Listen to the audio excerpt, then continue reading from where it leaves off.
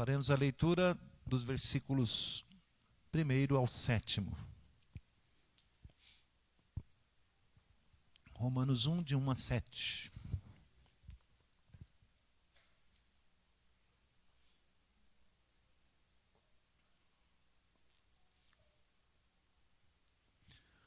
Paulo, servo de Jesus Cristo, chamado para ser apóstolo, separado para o evangelho de Deus, o qual foi por Deus outrora prometido por intermédio dos seus profetas nas sagradas escrituras, com respeito ao seu filho, o qual, segundo a carne, veio da descendência de Davi e foi designado filho de Deus com poder, segundo o Espírito de santidade, pela ressurreição dos mortos, a saber, Jesus Cristo, nosso Senhor, por intermédio de quem viemos a receber a graça e apostolado por amor do seu nome, para a obediência por fé entre todos os gentios, de cujo número sois também vós, chamados para serdes de Jesus Cristo. A todos os amados de Deus que estão em Roma, chamados para serdes santos, graça a vós outros e paz, da parte de Deus nosso Pai e do Senhor Jesus Cristo. Oremos. Senhor Deus, que palavra maravilhosa que o Senhor nos dá nesta noite para a meditação. A palavra que vem falar do Santo Evangelho, que o Senhor determinou para os tempos eternos. Rogamos, por graça e misericórdia, que Tu venhas falar conosco, nos despertar, nos animar, nos dar forças, no nome santo de Jesus que oramos. Amém. Queridos irmãos, nós temos aqui a carta de Paulo aos Romanos. O apóstolo Paulo tinha a intenção de ir para a Espanha, né? Então imagina aí o mapinha da mundo, da Europa. Ele estava antes de Roma, mas ele tinha que ir para a Espanha. A rota para ele fazer o trajeto passava por Roma. Então ele queria fazer de Roma ali um lugar onde ele pudesse contar com a ajuda dos irmãos, o apoio missionário, ser um lugar próximo onde ele pudesse contar tanto com a ajuda, com o custeio, como também com as orações, com o apoio da igreja, mandando gente, talvez trazendo de volta, talvez enviando uma carta. Então ele escreve esta carta para falar o que ele precisa fazer e levar até a Espanha, né? E assim contar com esse apoio da igreja. O que ele vai fazer lá? Vai pregar o Evangelho. Vai pregar o Evangelho. Então ele precisa, primeiramente, defender o seu apostolado, dizer, olha, não sou alguém que está indo de mim mesmo, mas sou enviado por Deus. A palavra, a mensagem que eu tenho para levar não é minha, mas vem do próprio Deus.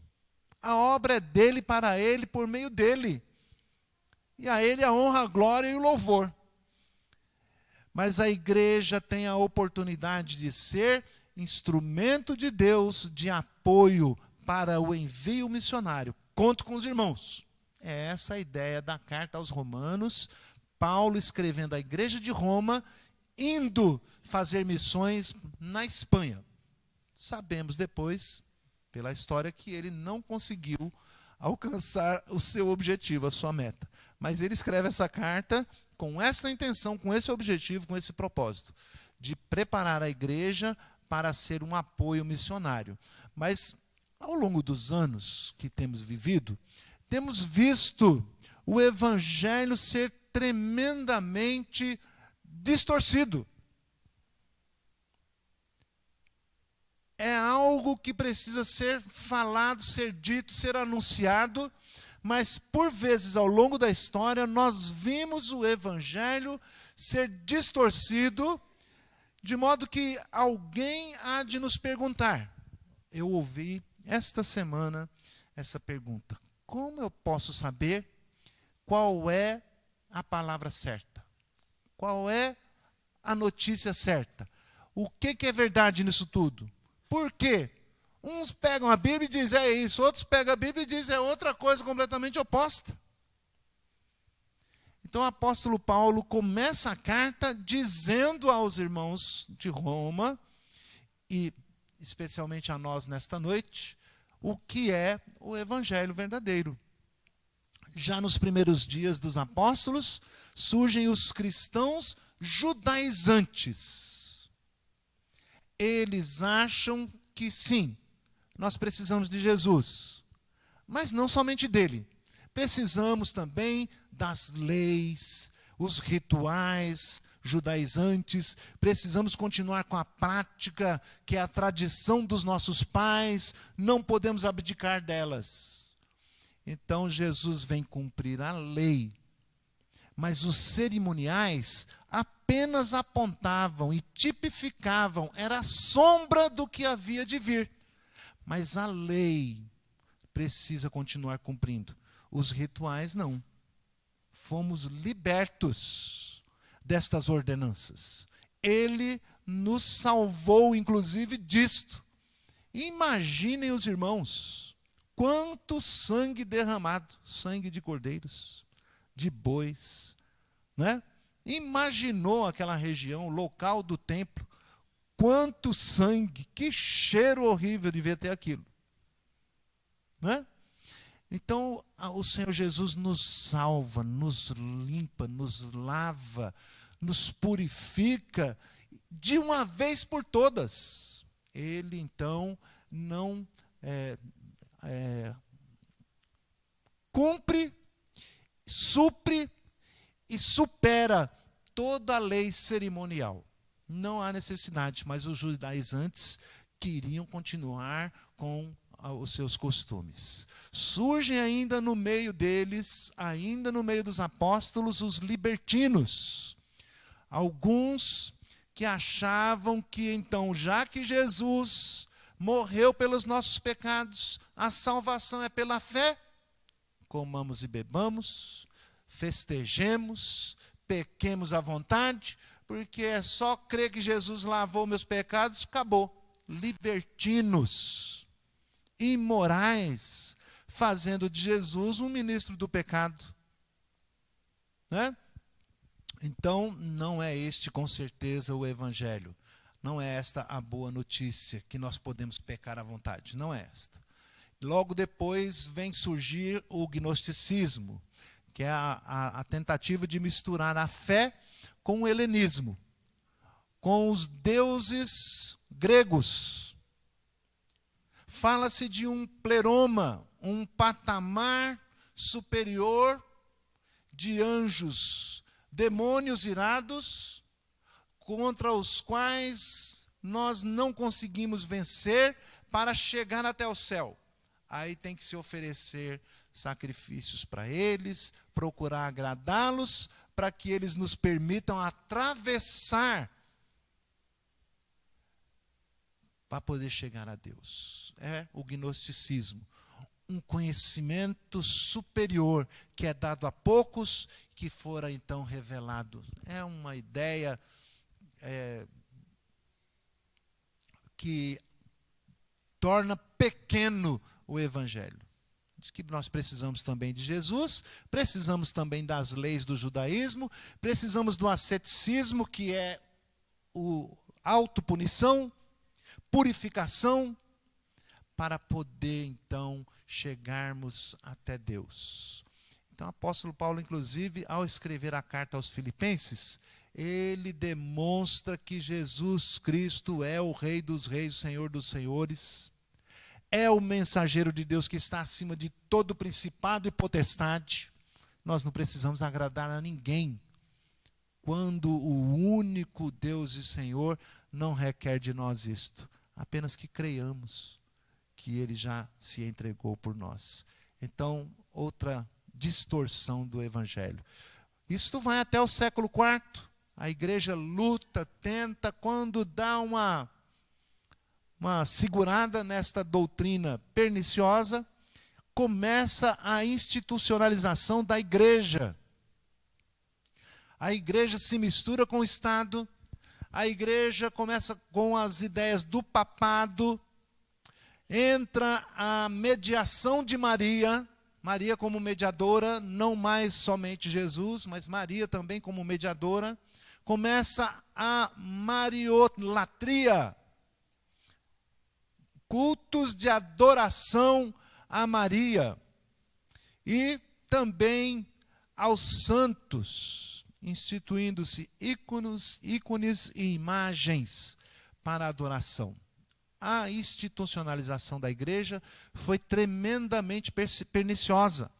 Deixou-se de perseguir a igreja para se misturar a ela. Foi a estratégia de Satanás. Fomos finalmente libertos desta ideia, desta doutrina que arrasou a igreja durante muitos anos, e a reforma, conforme nós vimos a semana passada, veio trazer de volta o evangelho límpido, puro, lá por volta do século XVI, comecinho. Em seguida, passando a reforma, muitos acontecimentos, começa a surgir um movimento chamado liberalismo teológico. Liberalismo teológico acabou com muitas igrejas na Europa, nos Estados Unidos, e chegou até aqui também. Uma ideia intelectualizada por causa do humanismo pós-reforma, né? Não é igreja, não é teocracia. O humanismo foi tremendamente fortalecido, na Europa principalmente. Surge ali com o movimento da Revolução Francesa. E o humanismo vai apegando-se à ciência, ao intelectualismo, ao individualismo. O homem se arrogando capaz de todas as coisas. Não é Deus o centro do universo, é o homem. Ele pode fazer vacina, ele pode fazer curas, nós não precisamos mais desta ideia de Deus. Isso entrou nas faculdades, nos seminários, nas igrejas. Estes milagres, estas coisas são mito, diziam eles. Não é nada disso. Jesus foi apenas um grande profeta, um moralista, intencionando o bem, falando de amor, mas que é Deus que fez milagres. Isso aqui são tudo mitologia. E aí muitos enredaram neste caminho. Enfraqueceu muitíssimo a igreja, adaptando a ciência às escrituras.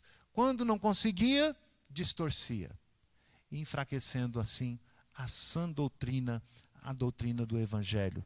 Aí, finalmente, nós chegamos ao nosso século, à nossa contemporaneidade, quando nós vemos a igreja anunciando um evangelho pragmático, um evangelho da prosperidade, um evangelho de libertação, falando, dando ênfase em demônios, em possessões. Se a pessoa está doente é demônio, se ela está pobre é demônio, vamos expulsar porque Deus nos libertou e quer nos dar riquezas.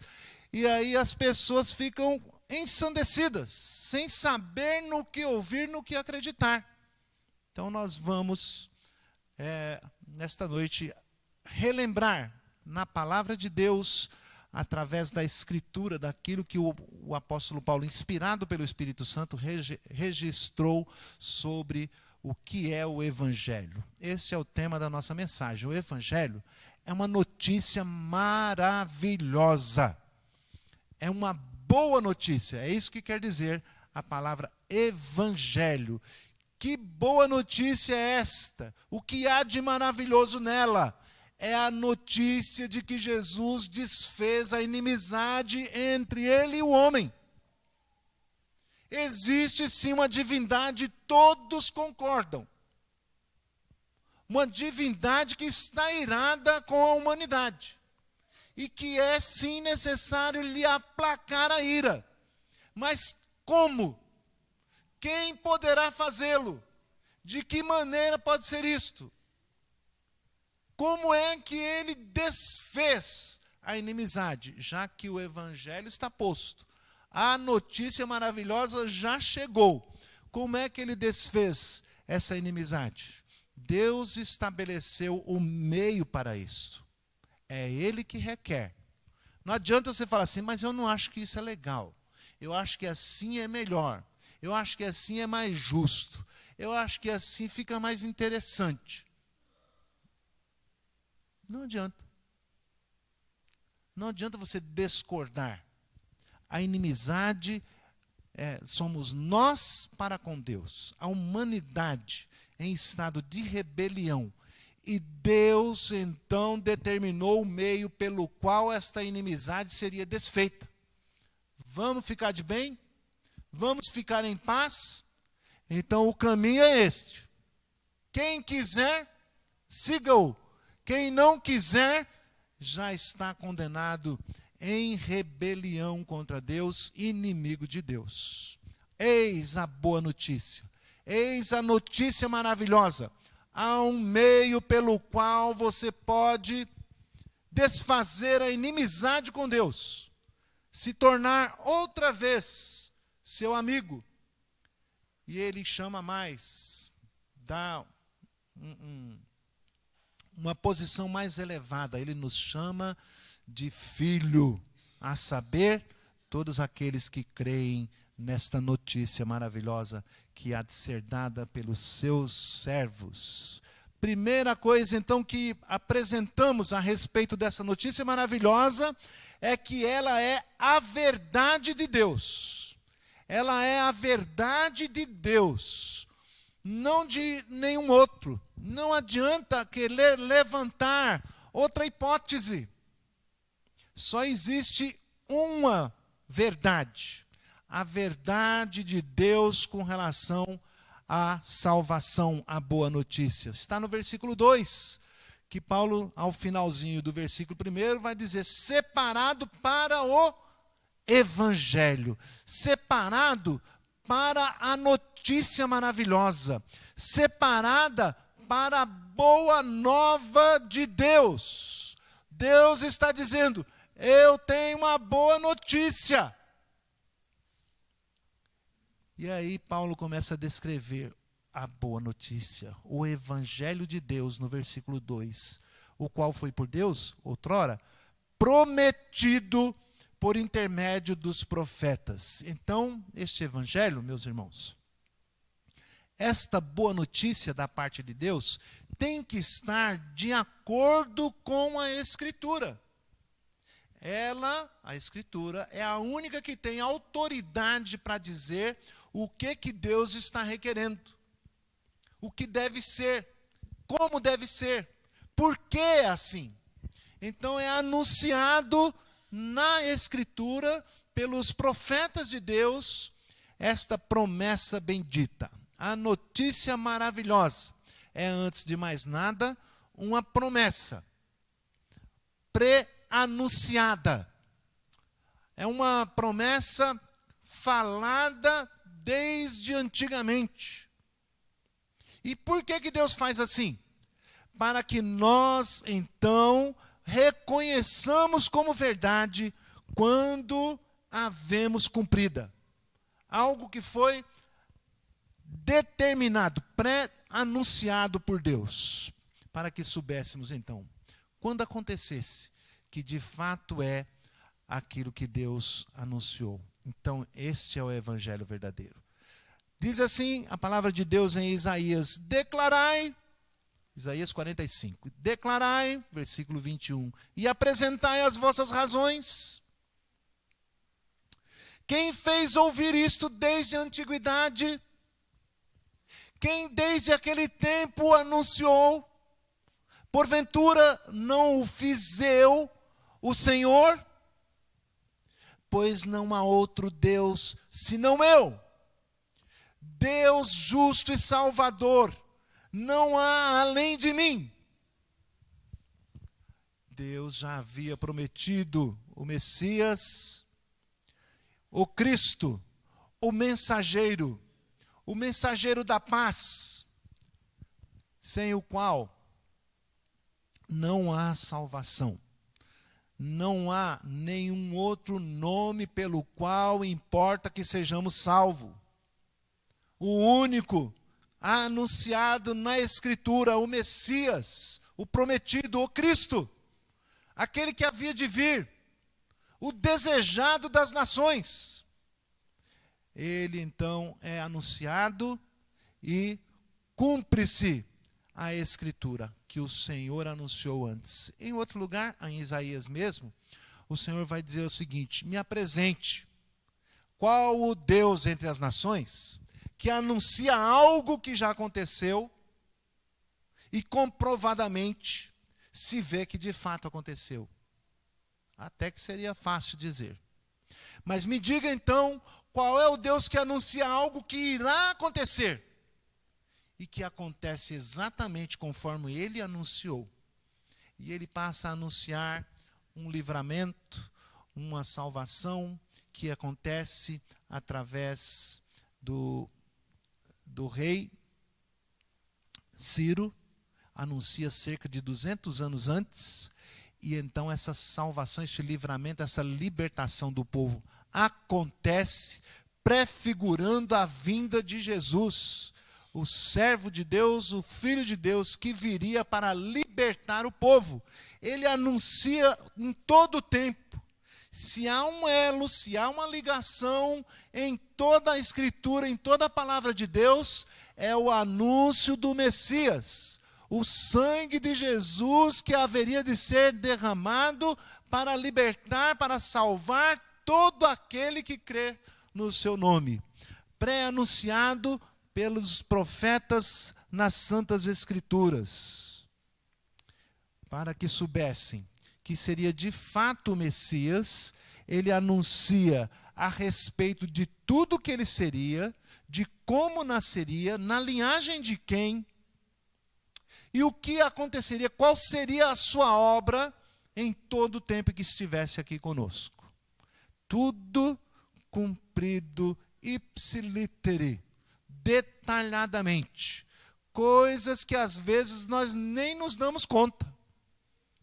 Às vezes a gente está lendo o Salmo, está prevendo a respeito de Jesus e a gente não percebe.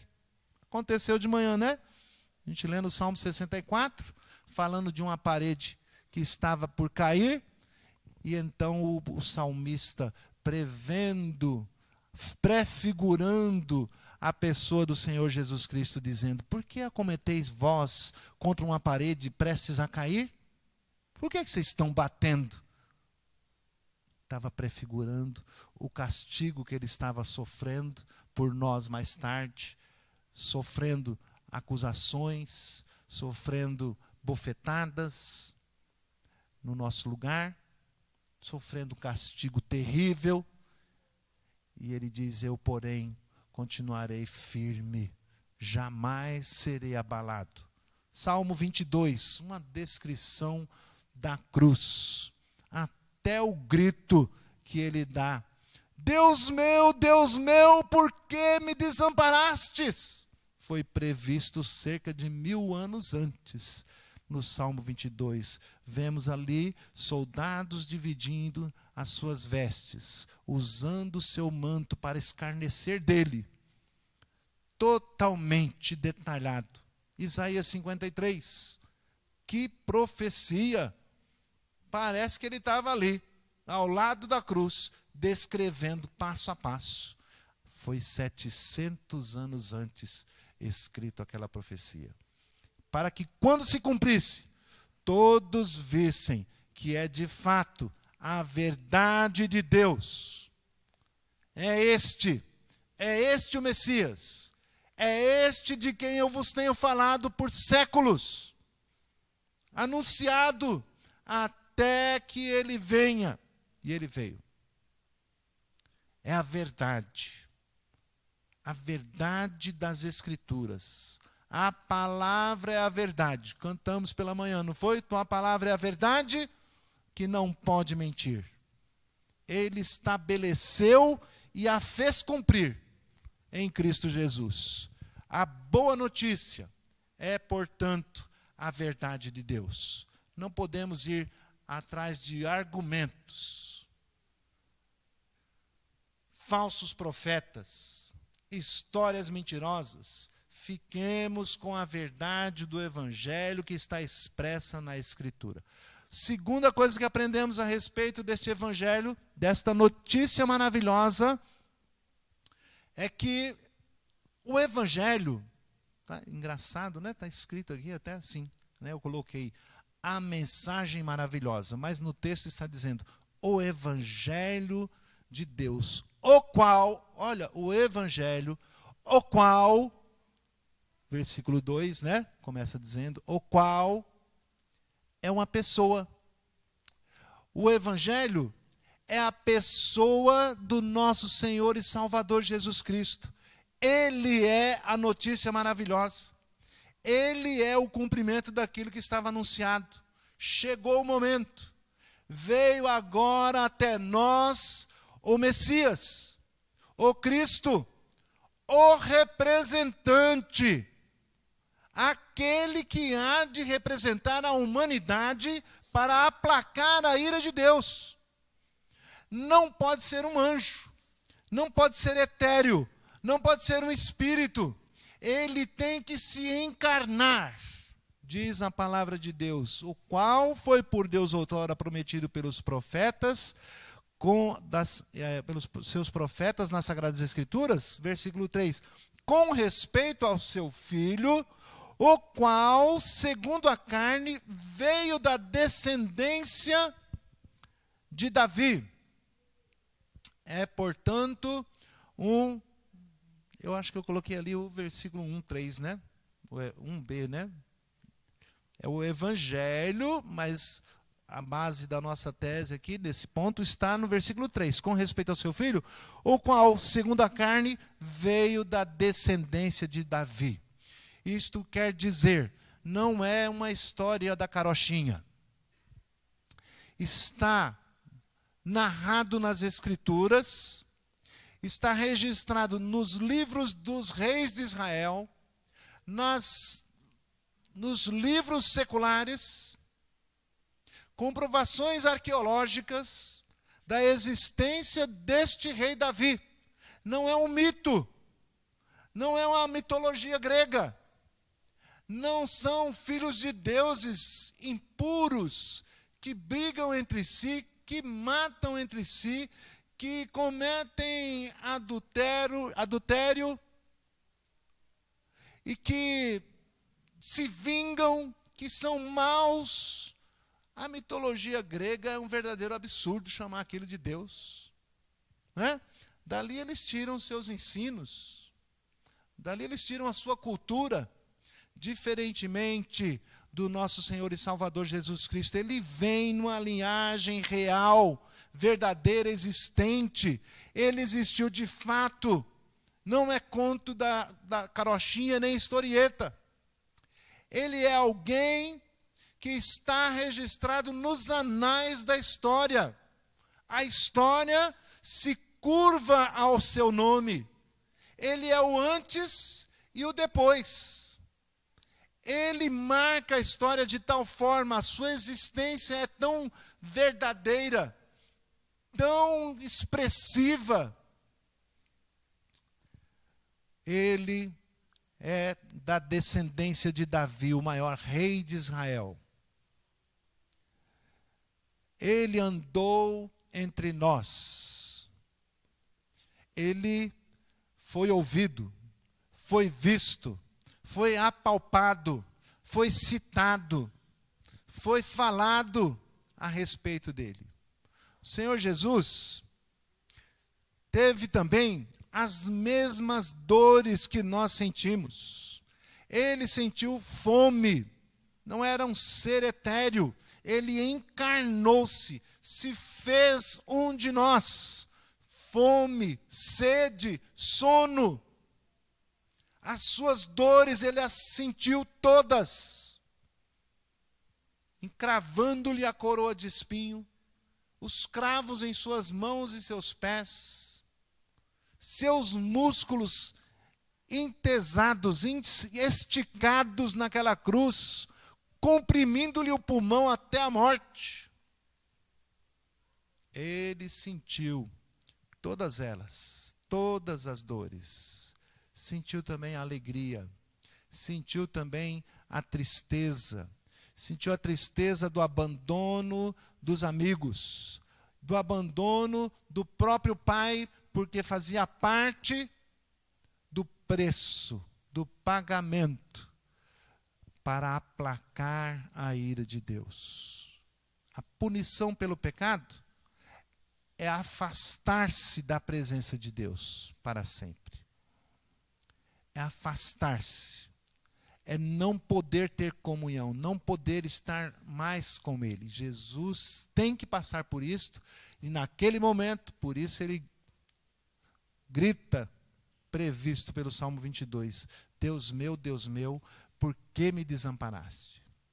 Toda a sua agonia no jardim, toda a angústia, não era temendo as dores que haveria de suportar, mas a dor maior de apartar-se, de separar-se daquele com quem ele era um só eternamente. Deus meu, por que me desamparastes? Então a Escritura nos diz que convinha que tivéssemos um representante legítimo, que soubesse exatamente as dores que nós sentimos, que sentisse todos os problemas que nós sentimos, que sentisse os sentimentos que nós sentimos. Ele foi em tudo tentado, mas não pecou nenhuma vez, nem dolo algum se achou em sua boca. Ele foi chamado Filho do Homem, por ser o nosso representante legítimo, para que todo principado e potestade, e qualquer criatura que se possa referir, saiba que o teu preço, o preço pelo teu pecado, foi pago por um representante legítimo. Ele se fez carne e andou entre nós. Esta notícia é verdadeiramente maravilhosa. Estávamos ali legitimamente representados. Ele nos representava verdadeiramente.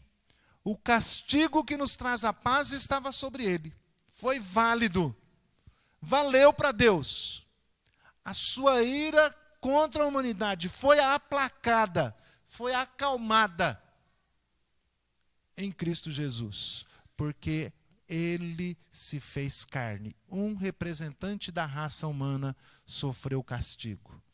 Ah, meus irmãos, que notícia maravilhosa essa. Que notícia boa que nós podemos ter. Não precisaremos sofrer outra vez o castigo de Deus. Todo aquele que crê que Jesus veio em carne, se fez homem, e acredita que ele é o seu representante, o único intermediário entre Deus e os homens é Jesus, homem. Esta é a notícia maravilhosa. O Evangelho é que nós temos um representante legítimo. Foi aplacada a ira de Deus contra todo aquele que crê no Evangelho. O Evangelho é esta pessoa maravilhosa. Mas não somente humano, não somente homem. O nosso Senhor Jesus é também um legítimo representante divino, da parte de Deus. Diz assim o versículo 2, emendando com o comecinho do 3 e também o 4. O qual outrora foi por Deus prometido por intermédio dos seus santos profetas nas Sagradas Escrituras com respeito a seu Filho. É isso que a palavra de Deus está nos ensinando. É o Filho de Deus. E foi designado Filho de Deus com poder segundo o Espírito de santidade pela ressurreição dos mortos. E nós queremos apenas pensar um pouquinho nisto.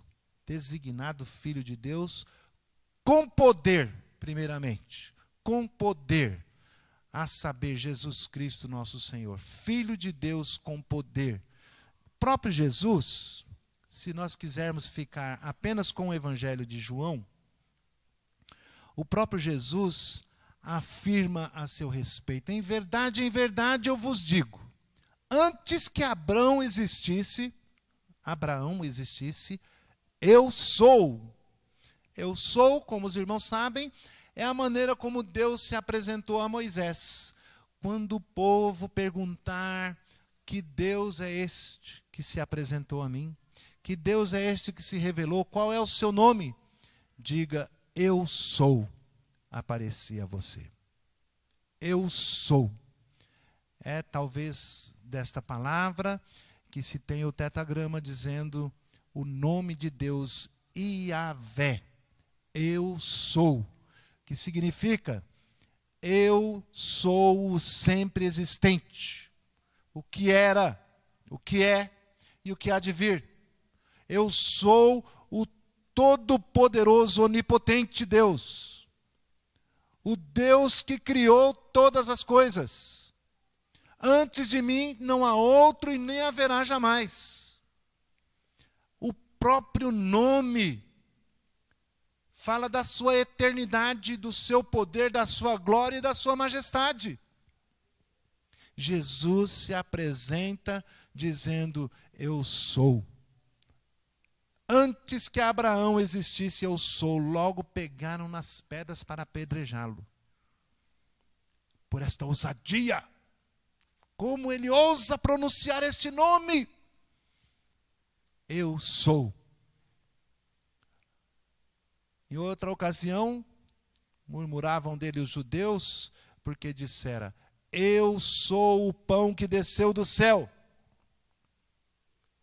Em outra ocasião, eu sou o bom pastor. Em outra, eu sou a porta. Em outra, eu sou a videira verdadeira.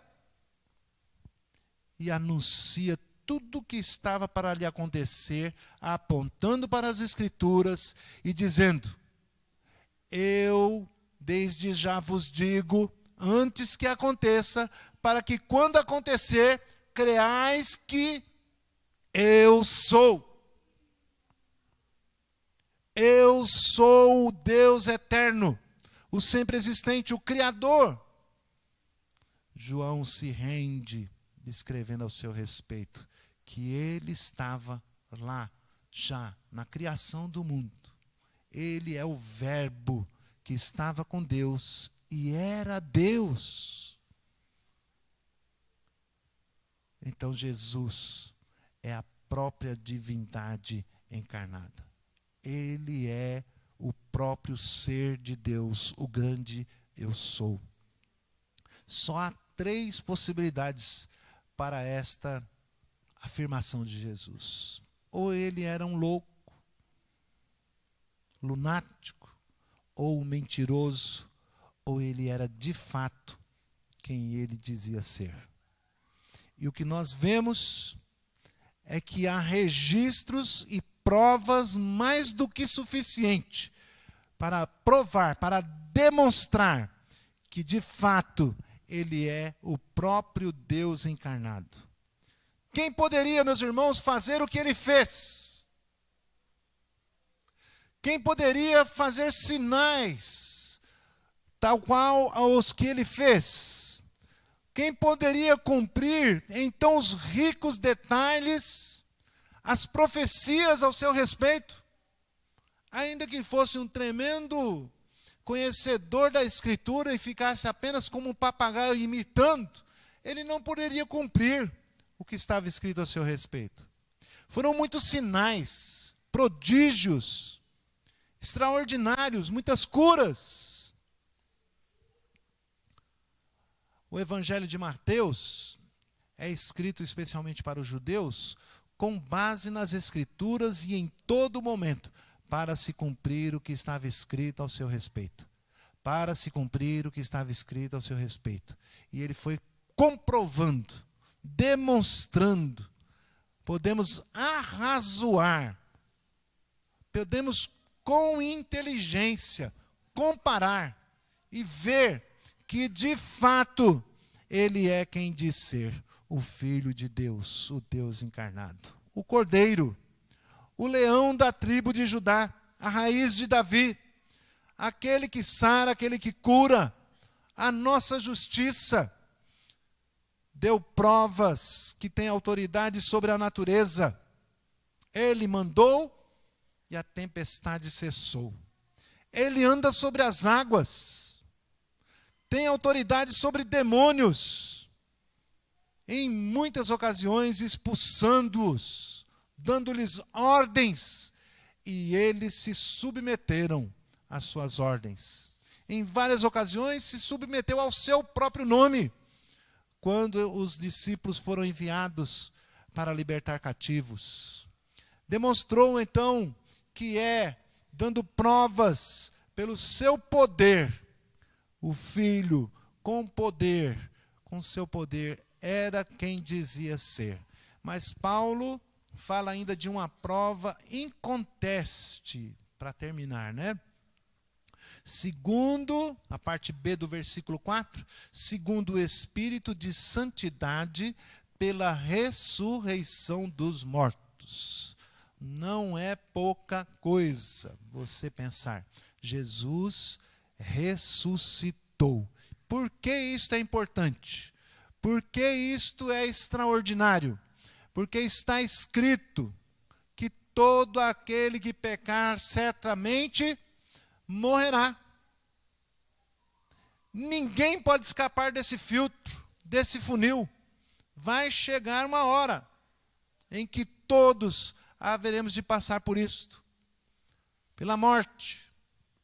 O Senhor Jesus se entregou, porquanto era santo, e não se achou pecado, nem dolo nenhum saiu da sua boca.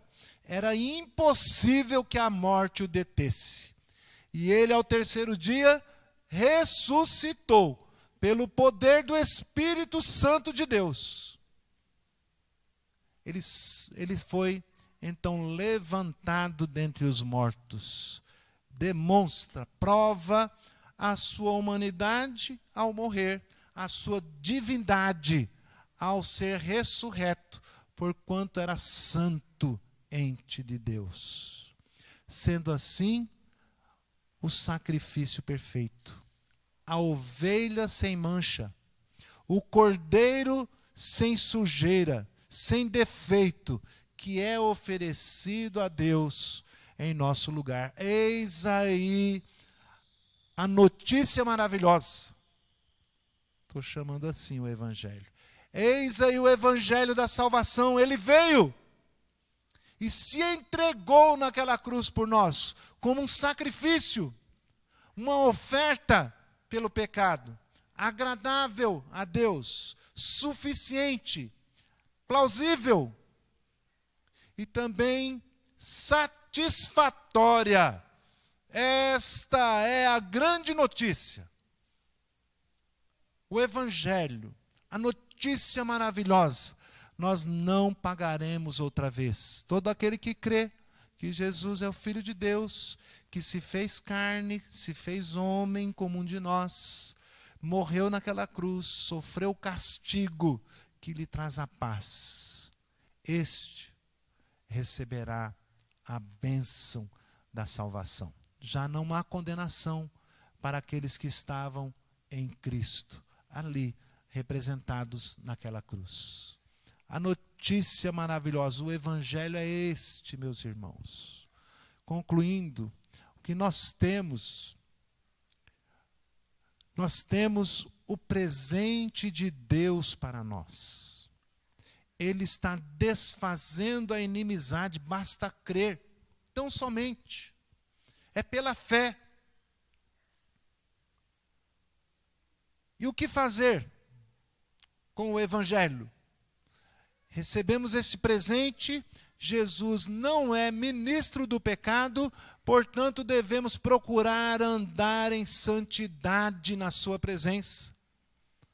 Aquele que roubava, não roube mais. O que matava, não mate mais. É neste nível o poder do sangue de Jesus. Basta crer. Senhor, eu mereço o teu castigo, mas eu creio no evangelho da Escritura de que Jesus se fez homem, mesmo sendo Deus, santo. Ele ofereceu a ti o verdadeiro sacrifício, aceitável para aplacar a tua ira contra mim. Agora eu recebo esse presente pela fé, porque creio nisto. Creio nesta notícia maravilhosa. O que devemos fazer? Contar essa notícia para todo mundo. É este pensamento do apóstolo Paulo. Eu tenho que ir até a Espanha. Deixa eu tentar fazer aqui um ponto em Roma para ir pregar o evangelho. O pensamento dele, ele respirava essa boa notícia. Ele queria transmitir, queria falar para todos, queria alcançar os povos mais distantes. Às vezes nós não alcançamos nem o vizinho, nem o colega do trabalho. Nós temos vergonha de falar com eles a respeito desse amor, deste evangelho. Não precisa sensacionalismo. Não precisa distorcer o evangelho como se tem feito ao longo dos anos. Às vezes a pessoa olha e fala assim, a igrejinha pequena, eu preciso encher mais, precisa ter mais gente, e começa a distorcer o evangelho para poder alcançar numerologia, numerolatria, adoração para os números. Tem que ter muitos. Aí começa a falar um outro evangelho que não é o do nosso Senhor para atrair gente. Nós não podemos agir dessa forma. Temos que ser fiéis ao evangelho da verdade. Que o Senhor Jesus se fez um de nós para tomar o nosso lugar. Sendo Ele o próprio Deus, não fez questão disso. E foi obediente até a morte, morte de cruz, para receber a punição no nosso lugar. É o evangelho. É a pureza do evangelho. Ele é simples. Ele é simples. E é isso que nós devemos pregar e anunciar. Aonde quer que estivermos.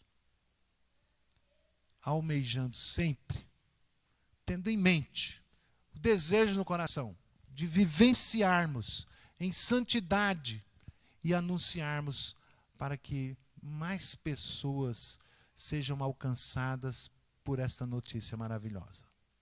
Amém, queridos? Vou chamar os presbíteros para que venham à frente.